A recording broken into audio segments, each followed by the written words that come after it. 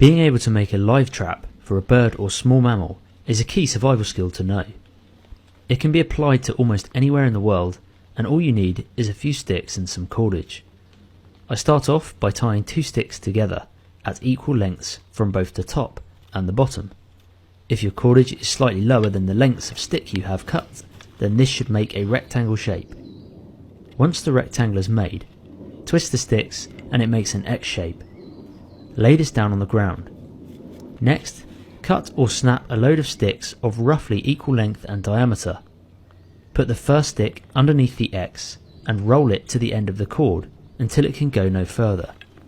Then do the same at the opposite end. With the next stick, place it underneath the X, but this time facing vertical, and roll it to the end of the cord as far as it will go. Then alternate again and roll the next 2 sticks horizontally across the X. Keep alternating between horizontal and vertical sticks. Each time that you place a stick in, it pulls the cord even tighter. As you work your way up to the top of the cage trap, start to use smaller length sticks. Essentially, you are creating a pyramid shape. The cord will start to get really tight once you get towards the top of the trap. I should mention that I prefer to use tarred bank line for the cordage on this trap. It has a coating on it which makes it slightly sticky and holds everything in place much better than paracord, which can often slip under tension.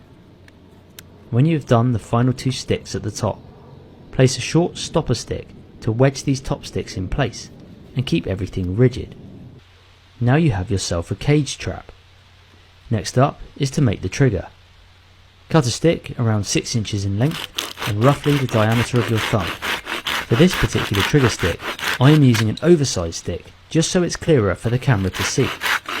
Make a saw cut in one end of the stick, only cutting to half the depth of it. Then rotate it and make another saw cut on the opposite side, again only to half the depth of the stick. Now break the stick in half and you should have 2 equal pieces that fit perfectly together like a puzzle. Here is another stick which is going to be the one I will use for the trigger. Use your knife to slice away some of the material on the inside of the stick. I thin out the material at the top of the stick to increase the sensitivity of the trigger, essentially making it a hair trigger.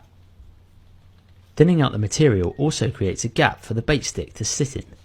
Lift up the trap, place the 2 sticks back together, and place the trap back down on the trigger stick, which should be placed at an angle.